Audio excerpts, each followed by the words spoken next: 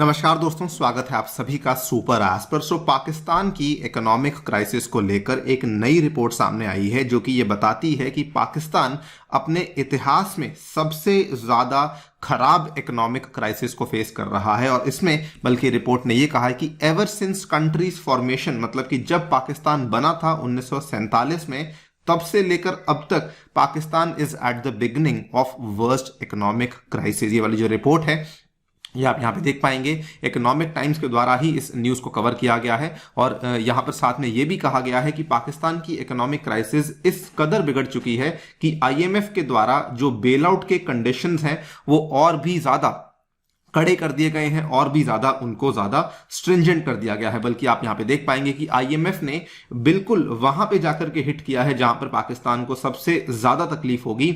IMF ने यह कहा है कि जो भी आप अपनी कंट्री में फिलहाल 300 यूनिट्स की बिजली जो कि फ्री देते हैं वो आपको बंद करनी होगी। और ये पाकिस्तान की सरकार के लिए बहुत ही बड़ा फैसला होगा, because almost 88% of the countries power consumers जो हैं वो इसी कैटेगरी में आते हैं। और अगर इसको बंद कर दिया जाता है तो उस केस में जो वहां पर लोगों के प्रोटेस्ट हैं वो भी शुरू हो सकते हैं। उस केस में जो वहां की सरकार की पॉपुलैरिटी है वो भी काफी कम हो सकती है। लेकिन पाकिस्तान ने कहा है कि चाहे जो हो जाए, अब हमें ये आईएमएफ की जो नई शर्तें हैं इनको मानना ही पड़ेगा। और फॉरेक्स की बात करें तो उसकी स्थिति और भी ज्यादा बिगड़ चुकी है। पिछला हफ्ता जो फरवरी 2 को जो नंबर सामने आए थे उसमें बताया गया था कि पाकिस्तान के जो सेंट्रल बैंक के पास फॉरेक्स रिजर्व्स हैं they have dropped to only $3 billion. मतलब ये इतनी ज्यादा हैरानी वाली बात है क्योंकि श्रीलंका तक के पास $2 बिलियन है जिसकी इकोनॉमी अभी भी बहुत खराब हालात में चल रही है, जो कि अभी तक रिकवर नहीं हुए हैं। और पाकिस्तान की जो इकोनॉमी है वो नियर अबाउट उसी के आसपास पहुंच चुकी है। बात करेंगे पूरी रिपोर्ट के बारे में, किस बेसिस पे ये सब बातें कही जा रही हैं। आइए शुरू करते हैं दोस्तों मेरे साथ। मेरा नाम है अनिरुद्ध। यदि आप लोग इस लेक्चर की पीडीएफ को डाउनलोड करना चाहते हैं अथवा मुझे फॉलो करना चाहते हैं तो यहां पर दिए गए टेलीग्राम चैनल के माध्यम से आप लोग ऐसा कर सकते हैं। ऑल्सो बताना चाहूंगा कि अगर आप लोग 2023 के प्रीलिम्स एग्जाम में अपियर कर रहे हैं तो करंट अफेयर्स का जो क्रैश कोर्स है वो लाइव हो चुका है। It is going to begin in the next week और इसमें जाकर के आप लोग एनरोल कर सकते हैं अगर आप लोग मेरा कूपन कोड अनिरुद्ध यूज करते हैं। इसका जो फाइनल प्राइस है दैट इज ओनली 1299। इसका लिंक आपको नीचे डिस्क्रिप्शन में और पिन कमेंट में अवेलेबल करवा दिया गया है। ऑल राइट, सो ये जो रिपोर्ट है ये पेश करी गई है by a magazine called Edge Geopolitic, जिसको कि उसके बाद कई सारी मीडिया हाउसेज ने कवर किया है।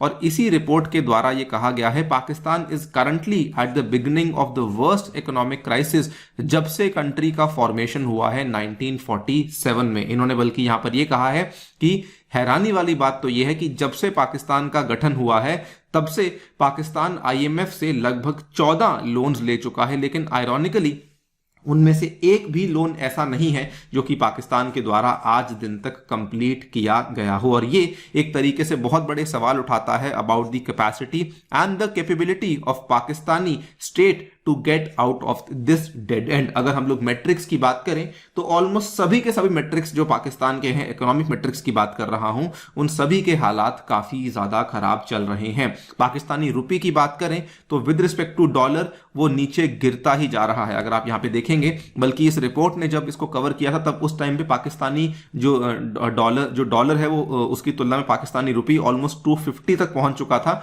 मतलब कि बहुत डाउन आ चुका था। लेकिन इसका जो लेटेस्ट डेटा है जो हमने कल ही लिया है, $1 is now equal to 272 Pakistani rupees और ये 278 पाकिस्तानी रुपीस को भी जाकर के टच कर चुका है, यानी कि बहुत तेजी से गिर रहा है। दूसरी बात, अगर इन्फ्लेशन की बात करें तो पाकिस्तान की जो गवर्नमेंट है उसकी द्वारा एक मजबूरी में फैसला लिया गया जिसमें कि पाकिस्तान में पेट्रोल और डीजल का जो दाम है उसको सीधा 35 पाकिस्तानी रुपीस से पर लीटर बढ़ाया गया है। ये अपने आप में बहुत बड़ा नंबर है, because you have to see this in context of जो प्राइजेस पहले थे।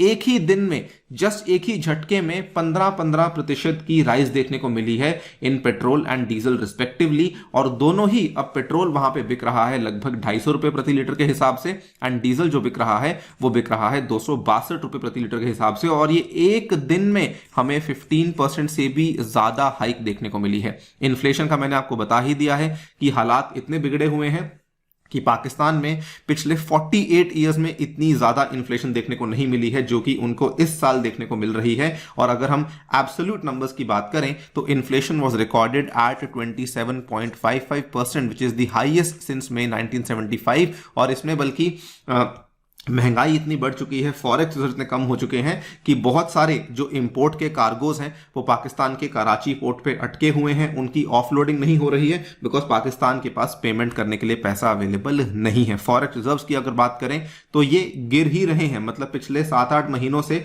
ये गिरते ही जा रहे हैं। पहले इन्होंने कहा कि सिंगल डिजिट में आ चुके हैं, जिस टाइम पे ये 8-9 बिलियन के आसपास थे, अब ये $5 बिलियन से भी कम हो चुके हैं। और अगर इसकी भी बात करें तो कहा जाता है कि इतने जो पाकिस्तान के फॉरेक्स रिजर्व्स हैं they can cover only 3 weeks of imports, यानी कि केवल 3 हफ्ते का इंपोर्ट ये कवर कर पाएंगे। और ये अपने आप में बड़ी बात इसलिए है बिकॉज पाकिस्तान की जो इकोनॉमी है वो मेनली इंपोर्ट डिपेंडेंट है, बहुत सारी चीजें वो बाहर से मंगवाते हैं। अगर उनके पास फॉरेक्स रिजर्व जो है वो खत्म हो जाएंगे तो उस केस में यहां पर ना जाने क्या सिचुएशन होने वाली है। और ये अपने आप में काफी हैरानी वाली बात इसलिए बन जाती है बिकॉज श्रीलंका जिसकी इकोनॉमी अभी तक रिवाइवल शुरू नहीं हुआ है उसके पास भी $2 बिलियन के फॉरेक्स है, और पाकिस्तान जैसी इकोनॉमी के पास जो कि इतना खर्चा करती है, इतने हथियार रखती है, उनके पास भी आज केवल $3 बिलियन फॉरेक्स के आसपास ही रह चुके हैं। और इसीलिए पाकिस्तान ने कहा है कि भले जो भी हो हमें इन कंडीशंस को मानना ही पड़ेगा, भले हमारी सरकार की जो पॉपुलैरिटी है वो खत्म होती है, भले जो भी होता रहे, लेकिन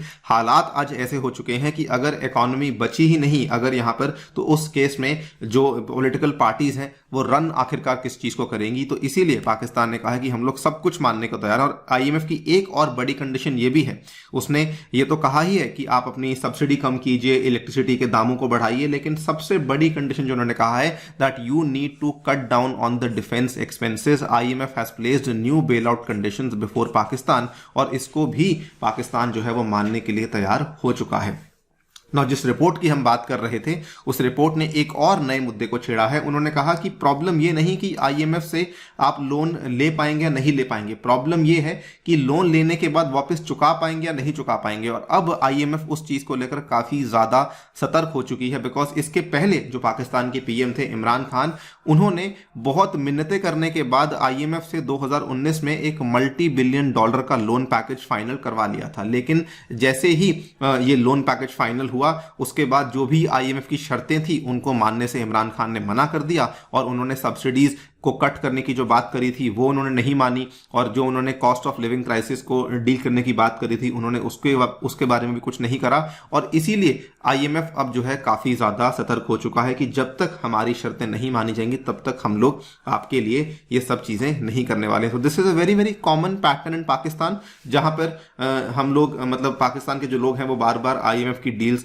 करते रहते हैं, लेकिन उसके बाद उन्हीं डील्स को ओवर द डेकेड्स फिर तोड़ा भी जाता है। लेकिन अब पाकिस्तान के पास वेरी वेरी ऑनेस्टली कोई भी और रास्ता नहीं बचा है बिकॉज अगर आईएमएफ अपना लोन देगा तभी जाकर के बाकी जो कंट्रीज हैं जो अभी तक पाकिस्तान को बेल आउट करती रही थी, जैसे कि सऊदी अरेबिया हुआ, उसके बाद यूएई हुआ, चाइना हुआ, तभी जाकर के वो लोग लोन देंगे। अगर यहां पे पाकिस्तान आईएमएफ से लोन सिक्योर नहीं कर पाता है तो उस केस में सिचुएशन काफी ज्यादा बिगड़ सकती है। देखते हैं क्या होता है, बट एक चीज फॉर अ फैक्ट वो ये है कि फिलहाल पाकिस्तान एक मल्टीपल क्राइसिस से गुजर रहा है, विच इज इकोनॉमिक तो है ही और पॉलिटिकल क्राइसिस भी यहां पर चल रही है बिकॉज कोई स्टेबल गवर्नमेंट पाकिस्तान को नहीं मिल पा रही है। जो भी डेवलपमेंट होगी आपके सामने हम लोग पेश करेंगे। जाने से पहले दोस्तों एक बार फिर से बताना चाहूंगा कि अगर आप लोग 2023 के प्रीलिम्स में अपीयर कर रहे हैं तो डेफिनेटली इस करंट अफेयर्स क्रैश कोर्स में जुड़ना बिल्कुल ना भूलें। इसका जो लिंक है वो नीचे डिस्क्रिप्शन में है। ध्यान रखिए अगर आप मेरा कूपन कोड अनिरुद्ध यूज करेंगे तभी जाकर के आपको मैक्सिमम डिस्काउंट अवेलेबल करवाया जाएगा। Thank you so much for listening, stay tuned and stay safe.